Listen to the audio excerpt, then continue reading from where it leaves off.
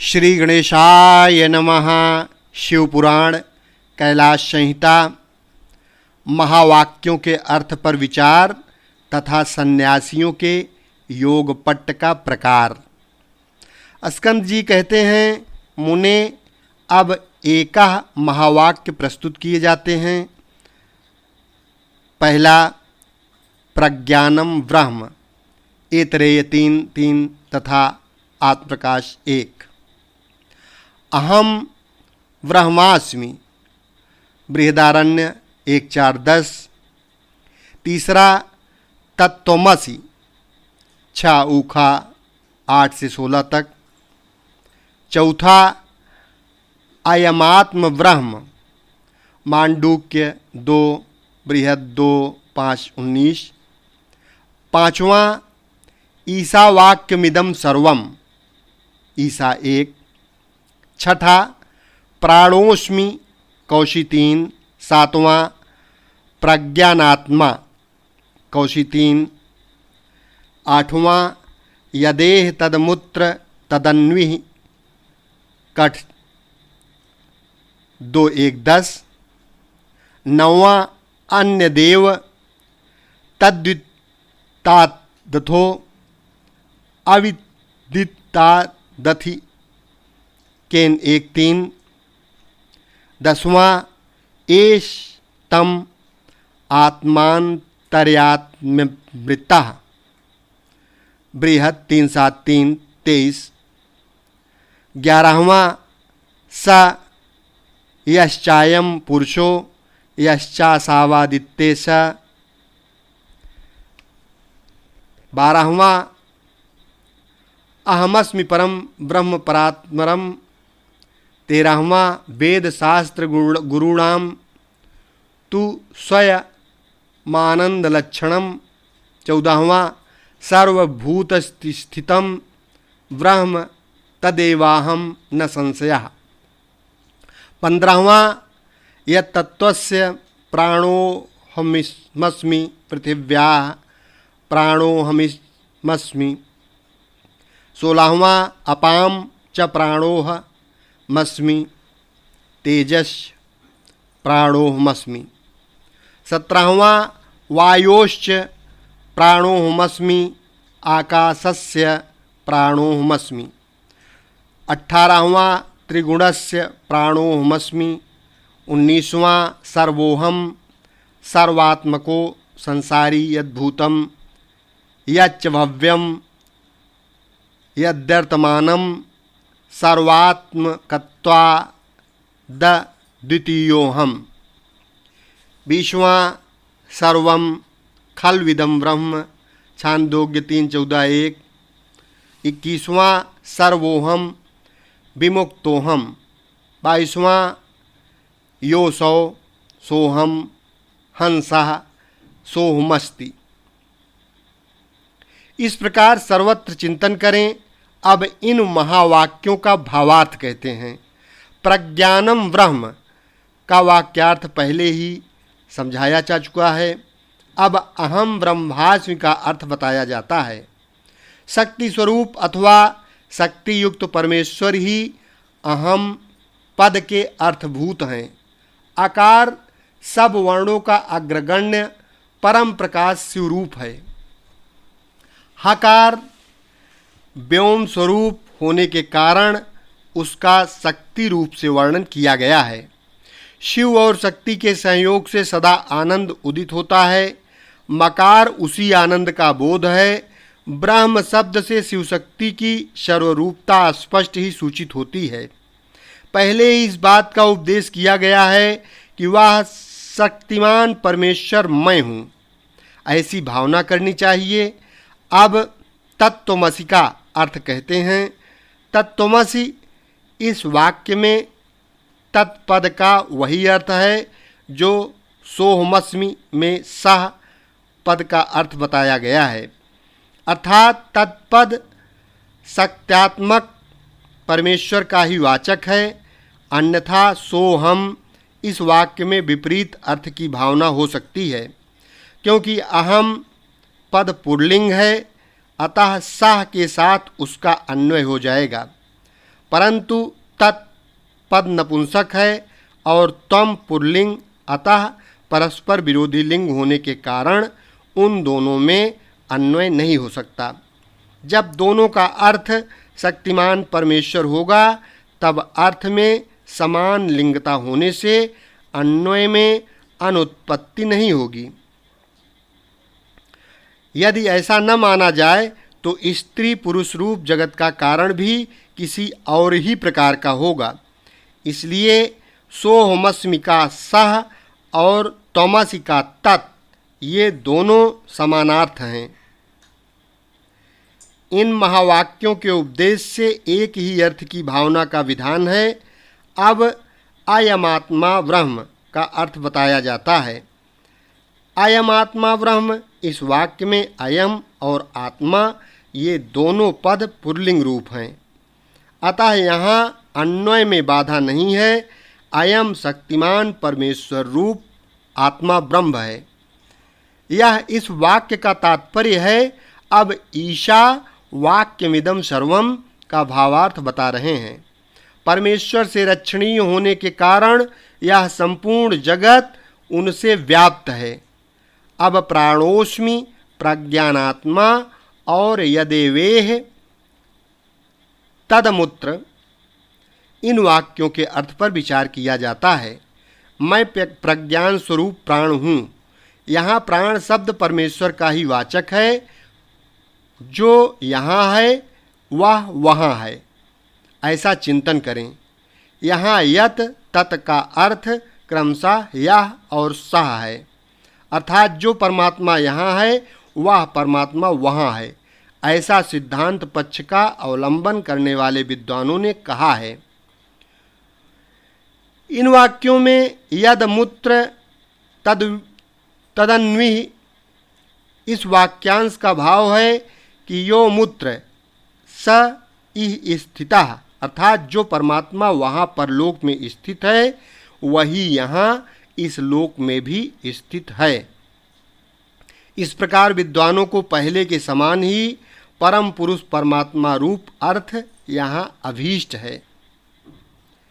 अब अन्य देव तद्दिति तादथो अविदिता दधि, इस वाक्य पर विचार करते हैं। मुने अन्यदेव तद्दिति तादथो अविदिता दधि, इस वाक्य में जिस प्रकार फल की भी विपरीतता की भावना होती है, यहाँ उसे बताता हूँ, सुनो।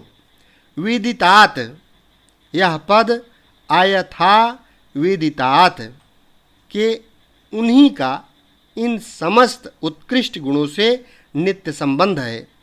अपने और पराये के भेद सतात के अर्थ में प्रवृत्त हो सकता है। वह विदित से भिन्न है, अर्थात जो असम्यगत रूप से ज्ञात है उसे भिन्न है, उससे भिन्न है। इसी प्रकार जो यथावत रूप से विदित नहीं है उससे भी पृथक है।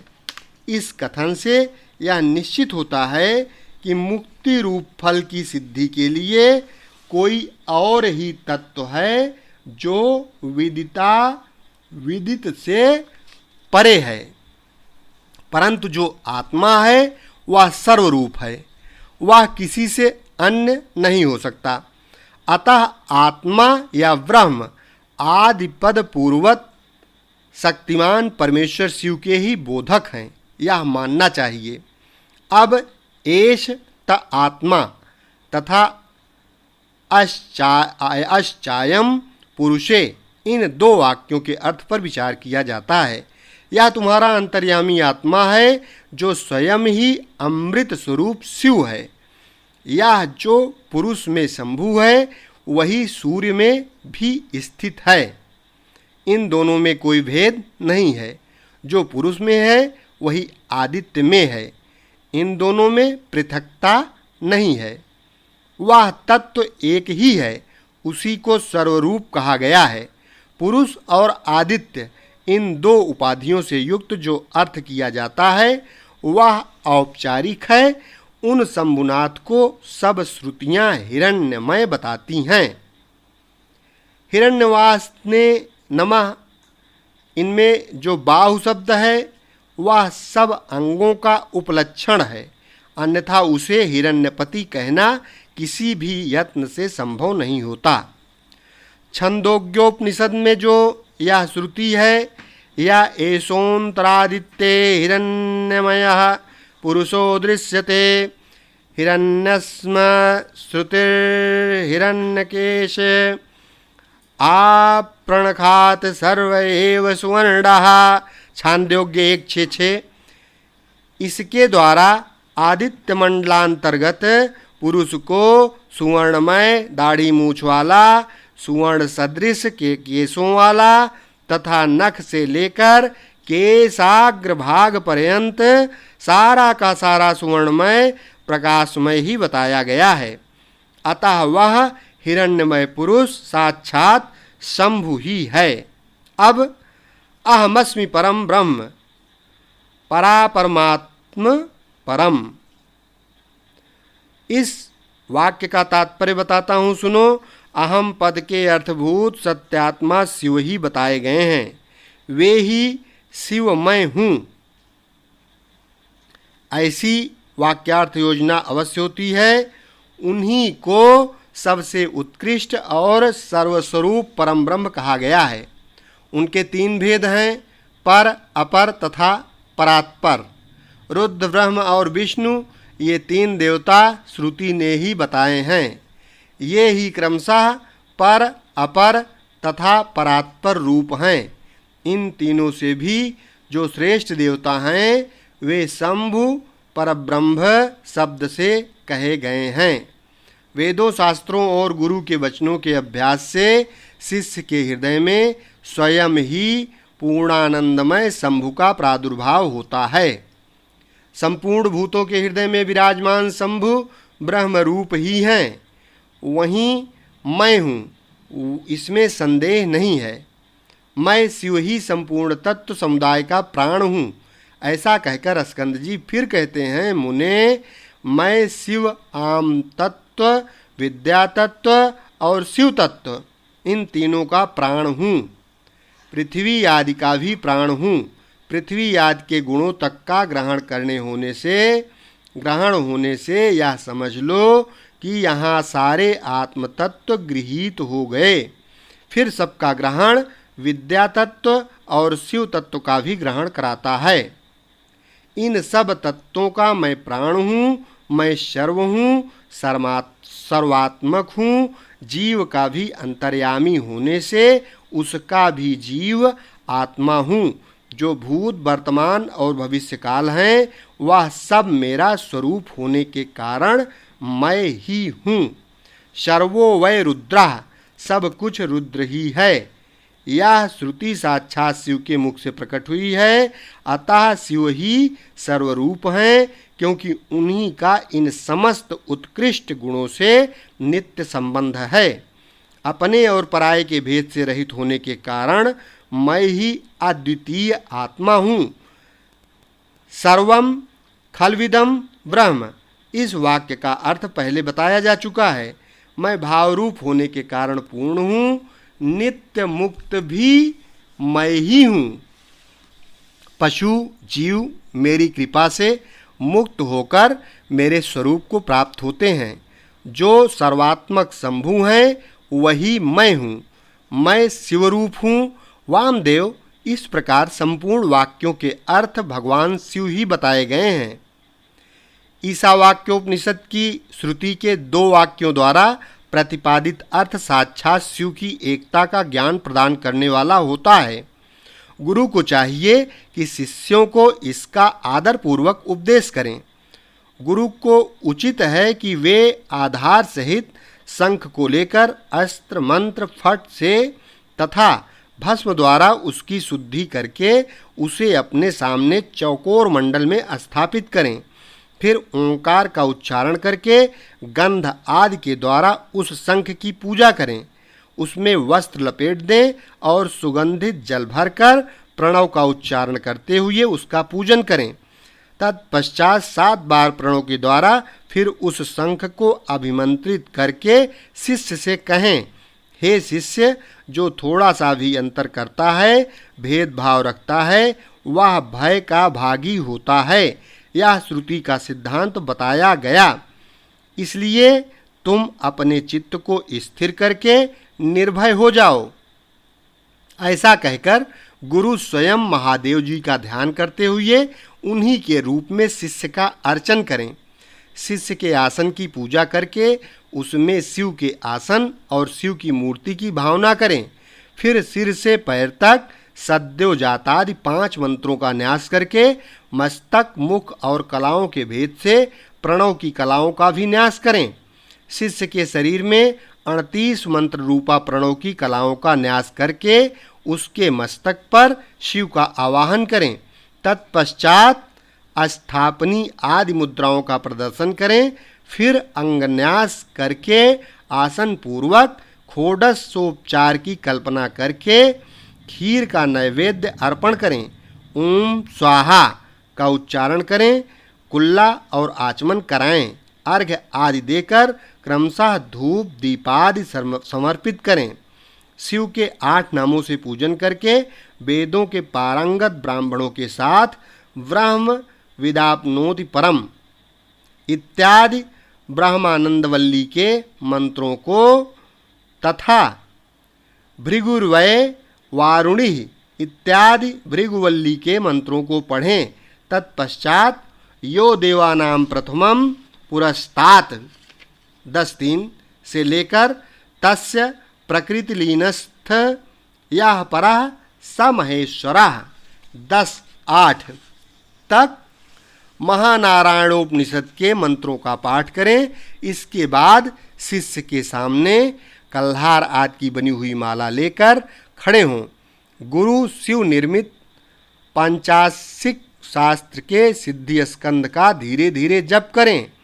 अनुकूल चित्त से पूर्णोहम इस मंत्र का जप करके गुरु उस माला को शिष्य के कंठ में पहना दें।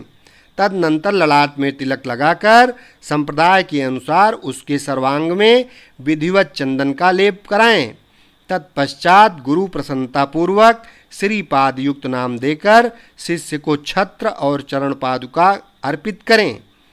उसे व्याख्यान देने तथा आवश्यक कर्म आदि के लिए गुरुआसन ग्रहण करने का अधिकार दें।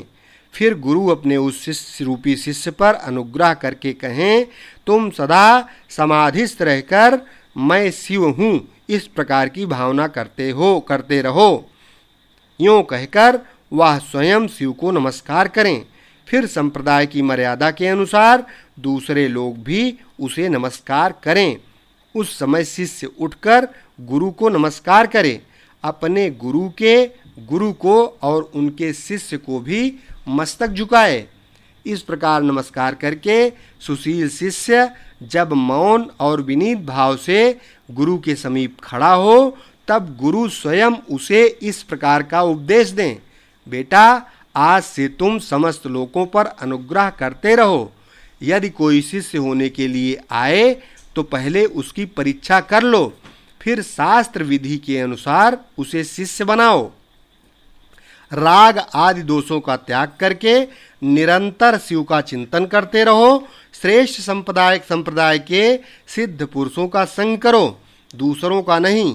प्राणों पर संकट आ जाए तो भी शिव का पूजन किए बिना कभी भोजन न करो। गुरु भक्ति का आश्रय ले सुखी रहो।